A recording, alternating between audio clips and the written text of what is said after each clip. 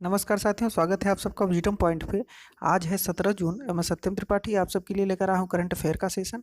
अगर आप SSC, railway, UP triple SC की तैयारी कर रहे हैं तो बिल्कुल ठीक जगह पे हैं। इसके अतिरिक्त यदि आप देश दुनिया की जानकारी रखना चाहते हैं तो भी हमारे चैनल विजडम पॉइंट को सब्सक्राइब कर लीजिए। इस चैनल के माध्यम से जो भी देश दुनिया की नई जानकारी की आप तक पहुँचाई जाएगी। चलिए साथियों, आज का सेशन शुरू करते हैं। आज का सेशन शुरू करने से पहले जो लद्दाख के एलएसी पर जो हमारे 20 जवान वीर गति को प्राप्त हुए हैं, हमारे पूरे प्लेटफार्म की तरफ से उनको श्रद्धांजलि। उनको मैं हमारी पूरी प्लेटफार्म की तरफ से हम लोग उनको नमन करते हैं और आप सभी लोगों से ये निवेदन करते हैं कि आप लोग जितना हो सके आज से ये संकल्प लीजिए कि जितना हो सके आप चीनी सामानों का बहिष्कार करिए। वो प्लेटफार्म के सोशल मीडिया प्लेटफार्म के माध्यम से, चाहे आप जो भी सामान यूज कर रहे हो आप उसको बहिष्कार करिए और सोशल मीडिया पे लगाइए कि हाँ, हम इस चीज़ को या चीन के इस एप्लीकेशन को अनइंस्टॉल किए या चीन के इस सॉफ्टवेयर को अब नहीं यूज करेंगे। उसका स्क्रीनशॉट लेकर के सोशल मीडिया पे लगाइए और भविष्य में याद रखिए कि आप लोग क्या करते हैं कि हम लोग जो है वो चीन का सामान खरीद करके आसानी के साथ यूज करते हैं, लेकिन क्या होता है कि जो हमारा पैसा ही हमारे ऊपर हमला करने के लिए लगाया जाता है। चीन का सामान हम खरीदते हैं, हमारे यहाँ का पैसा वहाँ पे जाता है और उसी पैसे से हमारे जवानों के ऊपर हमला किया जाता है। तो आप सभी लोगों से निवेदन है कि जितना हो सके, क्योंकि अभी 20 जिले के ऐसे हमारे जवान माने वीर गति को प्राप्त हुए हैं। आपको बता देंगे भी, जैसे कि एक साहिबगंज के हमारे सैनिक थे, उनका नाम के ओझा था। अब समझिए कि उनकी अभी एक पुत्री हुई थी जो कि 17 दिन की थी। अब उस पुत्री को पिता का गोद भी नसीब नहीं हुआ और वो उसको देख भी नहीं पाए थे और वो शहीद हो गए हैं। तो स्थिति बहुत ही ख़राब है। हमारे जो 20 जवान शहीद हुए हैं, कम से कम 240 मरेंगे तब जा कर के आत्मसंतुष्टि हम लोगों को मिलेगी। लेकिन 240 कैसे मरेंगे, आप लोगों को भी थोड़ा सा उसमें मदद करना पड़ेगा, क्योंकि आप लोग बॉर्डर पे लड़ने नहीं जा सकते, लेकिन देश के अंदर ही रह करके हम इस प्रकार से लड़ाई लड़ें कि हमारा पैसा वहाँ पे न जाए, हमारा पैसा हमारे देश में ही रहे, जिससे कि चीन की जो स्थिति है वो थोड़ी सी कुछ गड़बड़ हो और तभी हम क्या कर सकते हैं कि उस पर विजय पा सकते हैं। तो चलिए आज का सेशन शुरू करते हैं। आज का पहला क्वेश्चन है, अभी भारत ने मलावी को लाइन ऑफ क्रेडिट के तहत कितना ऋण देने की मंजूरी दी? तो इस क्वेश्चन का सी ऑप्शन सही है, $216 मिलियन। आपको बता दें कि भारत ने मलावी को $216 मिलियन जो है वो लाइन ऑफ क्रेडिट के तहत ऋण देने की मंजूरी दी है। अब बात उठती है कि लाइन ऑफ क्रेडिट क्या है। आपको बता दें कि लाइन ऑफ क्रेडिट ये है, जैसे कि आप किसी से 1,000 रुपये का लोन ले लिए। आप मान के चलिए बैंक गए, बैंक से 1,000 रुपये का लोन ले लिए। अब लोन लिए जिस काम के लिए, उसमें 1,000 रुपये आपका नहीं खर्च हुआ, उसमें आपका मान के चलिए 900 रुपये खर्च हुआ। तो जो बैंक द्वारा लोन लिया जाए वो अगर 900 रुपये पे लिया जाए तो इसी को क्या कहते हैं, लाइन ऑफ क्रेडिट कहते हैं। तो जैसे कि अब इनको $216 मिलियन दिया गया है मलावी देश को, तो अब ये इसमें से जितना खर्च करेंगे उसी का इनको ब्याज देना पड़ेगा। तो ये लाइन ऑफ क्रेडिट हो गया। तो अब अभी भारत ने मलावी को लाइन ऑफ क्रेडिट के तहत $216 मिलियन का ऋण देने की मंजूरी दी है। अगले क्वेश्चन पे चलते हैं। क्वेश्चन नंबर 2 है, अभी इंस्टा फ्लेक्सी कैश नाम से ओवरड्राफ्ट किस बैंक द्वारा शुरू किया गया? तो इस क्वेश्चन का बी ऑप्शन सही है, आईसीआईसीआई बैंक। आईसीआईसीआई बैंक के द्वारा अभी जो है इंस्टा फ्लेक्सी कैश नामक ओवरड्राफ्ट की सुविधा शुरू की गई है। अब ये बात उठती है कि इंस्टा फ्लेक्सी कैश है क्या ये? तो आपको बता दें कि जैसे कि आपके सैलरी अकाउंट, अगर आप गए आईसीआईसीआई में आपका खाता है, उसमें आपकी सैलरी आती है। अगर आपको बीच में ज़रूरत पड़ी पैसे की और आप सपोज करिए कि आपके उस अकाउंट में पैसा नहीं है, अगर आपका लेन देन सही है उस बैंक में, आपका क्रेडिट वहाँ पे सही है आईसीआईसीआई बैंक में, तो क्या होगा कि आपके अकाउंट में पैसा न रहे तब भी क्या किया जाएगा कि अगर आपके पैसे की ज़रूरत है तो आपको पैसा उसमें से दे दिया जाएगा किसी माने बैंक के द्वारा। मतलब आपके अकाउंट में पैसा न रहे, आपका क्रेडिट सही रहे और वो सैलरी अकाउंट रहे, तो आपको पैसा दे दिया जाएगा बैंक के द्वारा। अब बात आईसीआईसीआई बैंक की है, तो स्थापना इसकी 1994 में हुई थी, मुख्यालय इसका मुंबई में है और जो इसके अध्यक्ष हैं वो जीसी चतुर्वेदी जी हैं। और अगर सीईओ की बात करें तो संदीप बख्शी जी इसके सीईओ हैं। अगले क्वेश्चन पे चलते हैं। क्वेश्चन नंबर 3 है, अभी किस राज्य में राजा परबा त्योहार की शुरुआत हुई? तो इस क्वेश्चन का ए ऑप्शन सही है, उड़ीसा। उड़ीसा राज्य में जो है वो अभी राजा परबा त्योहार की शुरुआत हुई है। अब बात उठती है कि राजा परबा त्योहार है क्या। तो आपको बता दें कि जैसे जब मानसून आता है तो मानसून आने पर 3 दिन क्या होता है कि कृषि का कार्य पृथ्वी पे नहीं किया जाता। 3 दिन इस त्योहार के अंतर्गत कृषि का कार्य पृथ्वी पे नहीं किया जा सकता जब मानसून आता है, जब बारिश होती है। तो इसी त्योहार की शुरुआत जो है वो उड़ीसा में हुई है। अब बात उड़ीसा की है तो उड़ीसा की राजधानी भुवनेश्वर में है। मुख्यमंत्री वहाँ के नवीन पटनायक हैं और राज्यपाल की बात करें तो गणेशी लाल वहाँ के राज्यपाल हैं। अगले क्वेश्चन पे चलते हैं। क्वेश्चन नंबर 4 है, अभी बिहार खादी का ब्रांड एम्बेसडर किसे बनाया गया? तो इस क्वेश्चन का बी ऑप्शन सही है, पंकज त्रिपाठी। पंकज त्रिपाठी को आप लोग जानते होंगे, वही कालीन भाई जो हैं, तो उन्हीं को, पंकज त्रिपाठी जी को बिहार खादी का ब्रांड एम्बेसडर बनाया गया। अगर हम बिहार खादी की बात करें तो जो भारत का जो है वो सबसे बड़ा माल जो है वो कहाँ पे है? बिहार में ही है।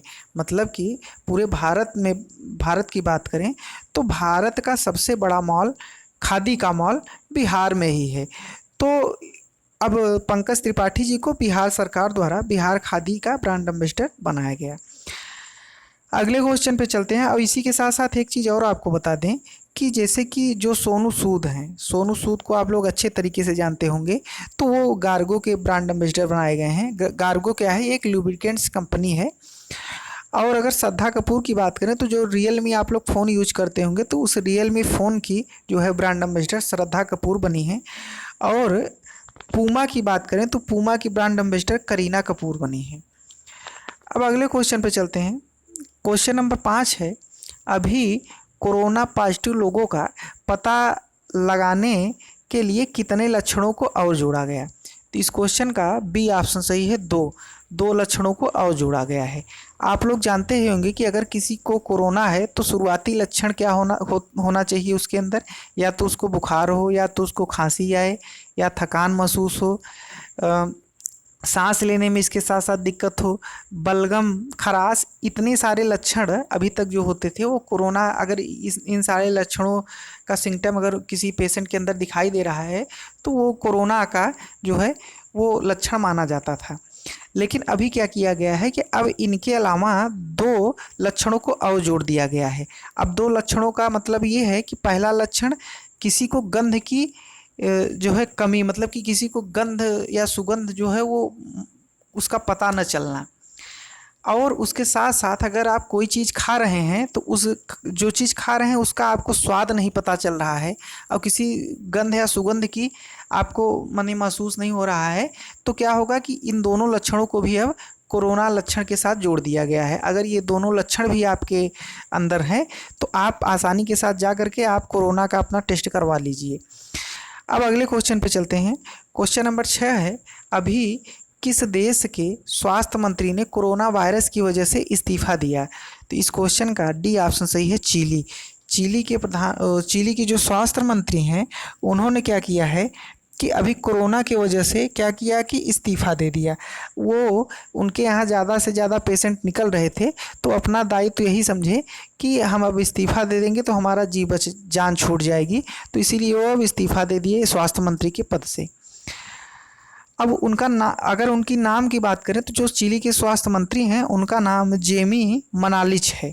तो इन्हीं ने भी इस्तीफा दे दिया है स्वास्थ्य मंत्री के पद से। अब अगले क्वेश्चन पे चलते हैं। क्वेश्चन नंबर 7 है, अभी के वेणुगोपाल का कार्यकाल कितने साल के लिए बढ़ाया गया? तो इस क्वेश्चन का ए ऑप्शन सही है, 1 साल। 1 साल के लिए जो हमारे अटॉर्नी जनरल हैं जिनका नाम के वेणुगोपाल है, उनका कार्यकाल 1 साल के लिए बढ़ा दिया गया है। आपको बता दें कि 30 जून को उनका कार्यकाल ख़त्म हो रहा था, 3 साल उनको पूरा हो गया था, तो अभी उनका कार्यकाल जो है 1 साल के लिए और बढ़ा दिया गया है। अगर के वेणुगोपाल की बात करें तो इन्होंने कई सारे मुद्दों पर जो है वो सरकार का पक्ष रखा है। जैसे धारा 370 भी हटाया गया है, तो उसका माने जो ये थे के वेणुगोपाल थे, इन्होंने क्या किया था कि 370 पे सरकार का पक्ष रख रहे थे। उसके साथ साथ राफेल घोटाले की बात कुछ समय पहले चल रही थी, तो उस मुद्दे पर भी ये सरकार का पक्ष रख रहे थे। उसके बाद CAA आया था, तो उस पर भी सरकार का ये पक्ष रख रहे थे। तो एक तरह से इनका काम यही होता है, एक तरह से सरकार के वकील होते हैं। सरकार का जो भी काम होता है तो वो इनके द्वारा सरकार का पक्ष रखा जाता है। अब अगले क्वेश्चन पे चलते हैं। क्वेश्चन नंबर 8 है, अभी नासा ने किस महिला को पहली बार स्पेस फ्लाइट प्रोग्राम का प्रमुख नियुक्त किया? तो इस क्वेश्चन का ए ऑप्शन सही है, कैथी ल्यूडर्स को अभी नासा ने पहली बार स्पेस फ्लाइट प्रोग्राम का प्रमुख नियुक्त किया है। ये एक महिला हैं, तो महिला को पहली बार स्पेस फ्लाइट प्रोग्राम का प्रमुख नियुक्त किया है। किसने किया है? अमेरिका की जो स्पेस एजेंसी है जिसका नाम नासा है। नासा का पूरा नाम है national aeronautics and space administration, इसका पूरा नाम है। ये अमेरिका की स्पेस एजेंसी है, इसी ने अभी प्रमुख नियुक्त किया है। किसको? कैथी ल्यूडर्स को। अगले क्वेश्चन पे चलते हैं। क्वेश्चन नंबर 9 है, अभी UDI म्यूचुअल फंड के CEO कौन बने हैं? तो इस क्वेश्चन का ए ऑप्शन सही है, इम्तियाजुर रहमान जो है वो UTI म्यूचुअल फंड के CEO बने हैं। क्वेश्चन नंबर 10 पे चलते हैं। क्वेश्चन नंबर 10 हमारा है, अभी USA सैन्य अकादमी से स्नातक की डिग्री प्राप्त करने वाली पहली सिख महिला कौन बनी है?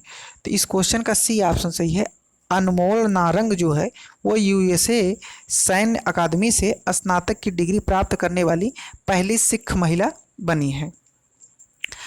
अगले क्वेश्चन पे चलते हैं। क्वेश्चन नंबर 11 है, अभी अंतर्राष्ट्रीय परिवार प्रेषण दिवस कब मनाया गया? इस क्वेश्चन का बी ऑप्शन सही है, 16 जून। 16 जून को अंतर्राष्ट्रीय परिवार प्रेषण दिवस मनाया गया। अब बात उठती है कि ये मनाया क्यों जाता है। तो आपको बता दें कि जैसे कि जो परिवार के लोग कहीं किसी दूसरे राज्य में, किसी दूसरे शहर में कमाने के लिए जाते हैं, तो ये उनके याद में ये दिवस मनाया जाता है। ये पहली बार 2015 में मनाया गया था और 2015 से ये हर साल 16 जून को मनाया जाता है। इस बार की थीम की बात करें इसकी, तो इस बार की थीम है building resilience in time of crisis या क्राइस, इसका इस बार की इसकी थीम है। अब उम्मीद है साथियों ये सारे क्वेश्चन आपको अच्छे से समझ में आ गए होंगे।